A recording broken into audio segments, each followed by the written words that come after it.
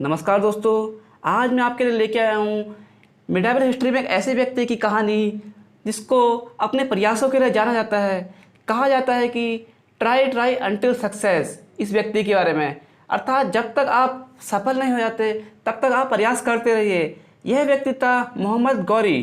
क्योंकि मोहम्मद गौरी क्या है, कहा जाता है कि अब युद्ध में जीत से पहले मोहम्मद गौरी ने लगभग 17 बार पृथ्वीराज चौहान से हार का मुंह देखा था, परंतु उसने प्रयास करना नहीं छोड़ा था। 18वीं बार पृथ्वीराज चौहान को हरा दिया था। आप जानते हैं मोहम्मद गौरी के बारे में। यदि मोहम्मद गौरी के जन्म की बात की जाए तो इसका जन्म 1149 एडी में हुआ था तथा वह घोर खोरासन रीजन में हुआ था, जो वर्तमान अफगानिस्तान में है। अब बात आती है इसकी डायनेस्टी की, तो मोहम्मद गौरी का जन्म घुरूर डायनेस्टी में हुआ था। इसके भाई का नाम गियाथ अल दीन मोहम्मद था तथा पिता का नाम वाह अल दीन सैम था तथा इसके चाचा का नाम अला अल दीन हुसैन तथा इसके चाचा के बेटे का नाम सैफ अल दीन मोहम्मद था। इसकी अर्ली लाइफ की बात करें तो इसके चाचा ने इन दोनों भाइयों को जेल में डाल दिया था तथा उनके मृत्यु के बाद उनके बेटा जो था सैफ अल दीन मोहम्मद ने इन दोनों भाइयों को जेल से मुक्त किया था। 1163 एडी यहाँ पर सैफ अल दीन मोहम्मद की मृत्यु हुई। उसके बाद मोहम्मद गौरी ने अफ़गान रीजन में शासन किया। अब बात आती है जिसके लिए मोहम्मद गौरी को जाना जाता है, वह है भारत में आक्रमण करने पर तथा मुग़ल सत्ता स्थापित करने पर या तुर्क सत्ता स्थापित करने पर। चलिए जानते हैं मोहम्मद गौरी ने कहाँ से भारत में आक्रमण किया। तो यह बात थी अफ़गानिस्तान से। मोहम्मद गौरी ने भारत में अफ़गानिस्तान से आक्रमण किया तथा उसने मुल्तान जो पाकिस्तान में है तथा भटिंडा, पेशावर, इन सभी जगहों को भारत में उसने जीत लिया तथा बाद में उसने यहाँ पे राजस्थान में भी आक्रमण किया तथा यहाँ पर भी बाद में जीत गया हो। अब बात आती है मोहम्मद गौरी के बारे में, उसके इन्वेट के बारे में। यदि उसके प्रथम इन्वेजन की बात की जाए तो मोहम्मद गौरी का प्रथम इन्वेजन तो जहाँ वो था 1175 एडी में, जहाँ पर उसने मुल्तान पर आक्रमण किया। यह उसका प्रथम आक्रमण था। अब बात आती है उसके अगले इन्वेट की, तो वो था 1178 एडी में, जहाँ पर होता यह है एक तरफ गुजरात के शासक भीमदेव द्वितीय थे तथा एक तरफ था मोहम्मद गौरी, जहाँ पे वह भीमदेव द्वितीय से काफ़ी बुरी तरह हारता है तथा इसके बाद वापस अफगानिस्तान चले जाता है। इसके अगले ही वर्ष वह दोबारा आता है तथा उसने 1179 एडी में पेशावर को जीत लिया। अब बात आती है 1181 एडी की। उसने 1181 एडी में लाहौर को भी जीत लिया तथा 1189 एडी में उसने भटिंडा को भी जीत लिया, जो तवर हिंद उस समय कहा जाता था। अब सबसे प्रमुख बात आती है 1191 एडी अर्थात तराइन का प्रथम युद्ध, जिसमें एक तरफ था मोहम्मद गौरी अफगान शासक तथा दूसरी तरफ थे भारत के मशहूर शासक पृथ्वीराज चौहान तृतीय। अब बात आती है तराइन के प्रथम युद्ध की। ये तराइन के मैदान में लड़ा गया था, जहाँ एक तरफ मोहम्मद गौरी था, दूसरी तरफ पृथ्वीराज चौहान थे, जहाँ उनके गवर्नर गोविंदराज तोमर तथा चामुंड रॉय थे। इसमें परिणाम ये होता है मोहम्मद गौरी काफ़ी बुरी तरह हार जाता है तथा वापस अफगान रीजन में चले जाता है। अब बात आती है इसके अगले ही वर्ष 1192 AD second battle of Tarain. Mohammad Ghori काफ़ी अधिक प्रयत्नशील व्यक्ति था, जैसा आप सब जानते हैं।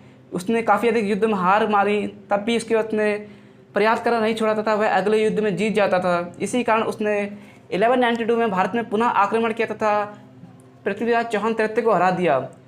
हुआ ये पृथ्वीराज चौहान अपने युद्ध में जीतने के कारण, जो उनको प्रथम तराइन के युद्ध में जीते थे, उस कारण काफ़ी अधिक हर्ष में थे तथा काफ़ी अधिक घमंड कहा जाता है उसे, उसमें थे कि अब ये मेरा क्या कर लेगा। परंतु उसके अगले ही वर्ष मोहम्मद गौरी इतनी बड़ी सेना लेकर भारत में आक्रमण करता है, लगभग 1,20,000 या फुली आर्म फोर्स जो होती है उसके साथ भारत में आक्रमण करता है तथा जिसके लिए पृथ्वीराज चौहान तैयार नहीं थे तथा इसके साथ ही वह भारत में रात्रि में आक्रमण करता है, जो युद्ध के खिलाफ होता है। परंतु कहा जाता है love and war everything is fine.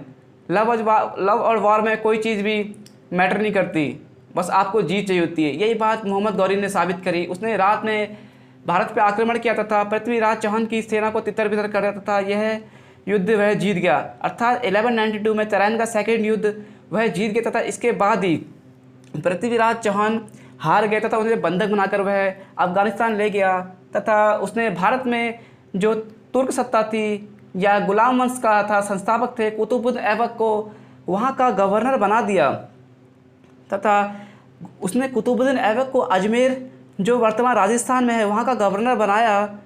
अब आती है बात तराइन के सेकंड युद्ध में पृथ्वीराज चौहान को हारने का प्रमुख कारण क्या थे। तो उसका प्रमुख कारण थे जयचंद जिसे देशद्रोही कहा जाता है भारत में।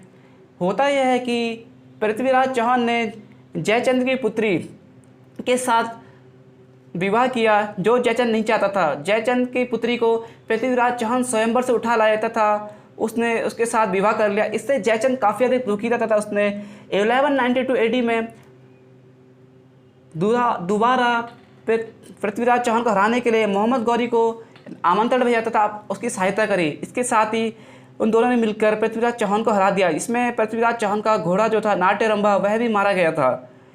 अब आती है बात चंद्रबरदाई जो पृथ्वीराज चौहान के राज्य कवि थे। उन्होंने एक रचना करी थी जो काफ़ी अधिक आपके एग्जाम से पूछी जाती है, वह थी पृथ्वीराज रासो। इनके दरबारी कवि थे चंद्रबरदाई। अब बात आती है मोहम्मद गौरी ने पृथ्वीराज चौहान को बंधक बनाकर अफगानिस्तान ले गए तथा ऐसा माना जाता है कि वहाँ पर चंद्रबरदाई की एक कहानी या एक कविता के आधार पर पृथ्वीराज चौहान ने एक ऐसा निशाना लगाया जिससे वहाँ के शासक मोहम्मद गौरी की मृत्यु हो गई।